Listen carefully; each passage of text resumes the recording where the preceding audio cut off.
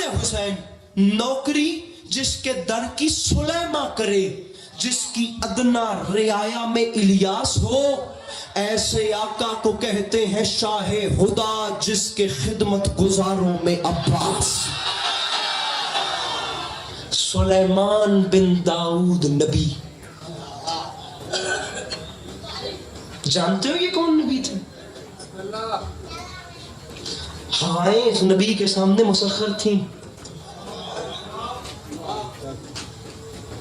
जरिंद परिंद चरिंद हर मखलूक इस नबी के सामने ऐसे है। हर नबी अपने वक्त में हाकिम होता है, लेकिन जनाब सुलेमान बिन दाऊद को हाकमियत बादशाहत की शक्ल में मिली थी। मांगा था, मेरे मालिक मैं ऐसी ऐसी ऐसी सल्तनत, ऐसी बादशाहत चाहता हूं कि हर चीज मेरे ताबे हो। खालिक ने फरमाया मिल जाएगी, बस ये एक अंगुश्तरी है, इसे अपने आप से दूर नहीं करना।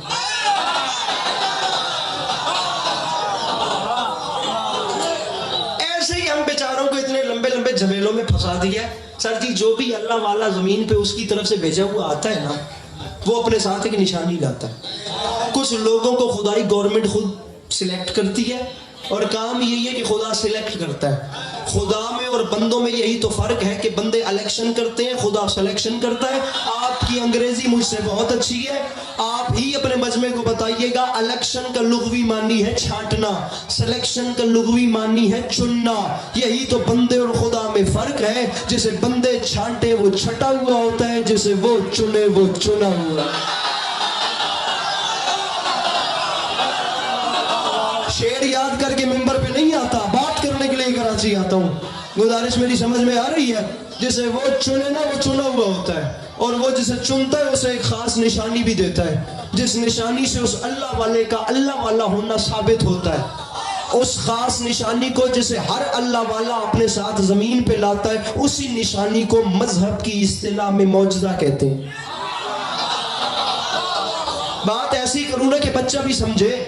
मौजज़ा क्या है? क्या है मौजज़ा? मौजज़ा वो है जिसके सामने अक्ल आजिज़ आ जाए। दुख होता है मुझे ज़माने की सोच पे, जिस वक्त कहते हैं जी ये बादल बुलाना, ये दरख्त पलटाना, ये गो बुलाना, ये चांद के दो टुकड़े करना। अरे ये मेरे रसूल का मौजज़ा नहीं, ये तो आमिना के लाल की अदाएं थी।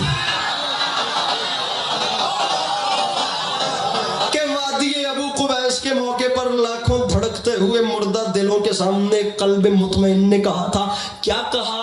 तुम मुझ पे शक करते हो, लो फिर मैं इस चांद को शक करता।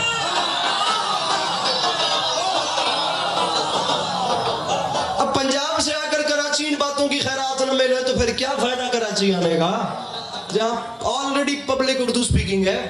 पंजाब में बात करने से पहले पंजाबी मजमे में कितनी कितनी नसर करके शेर पढ़ना पड़ता है। कराची पूरे धड़ल्ले से बात करते ही हम बेचारे इसलिए हैं कि यहाँ बात रायगाह नहीं जाएगी। मेरी बात समझ रहे हैं ना? दुख लग, अब मैं इसलिए खिताबत की तरफ आ गया हूँ। मेरे मौला सलामत रखे। हवाएं इस नबी के सामने मुसख्खर थी। 100 फरसख तक इस नबी का सिर्फ लश्कर था, जिनका नाम सुलेमान बिन दाऊद था। ये बड़े बैठे इनसे पूछिएगा, 3 मील हो तो 1 फरसख बनता है। 300 मील तक जनाब सुलेमान का लश्कर।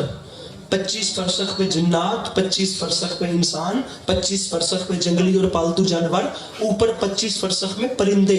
परिंदे एक नहीं 2 सफ़ों में, एक सफ ऊपर एक सफ नीचे। और अल्लाह के नबी ने एडजस्टमेंट ऐसे की थी कि जब ऊपर वाले पर खोलते थे तो नीचे वाले पर बंद करते थे, नीचे वाले पर मारते थे तो ऊपर वाले पर खोल लेते थे। समझाना अब्बास टाउन में अली अब्बास यही चाह रहा है, नबी ने फिट ऐसे किए थे कि किसी भी सूरत में सूरज की धूप चेहरे सुलेमान तक नहीं आती थी।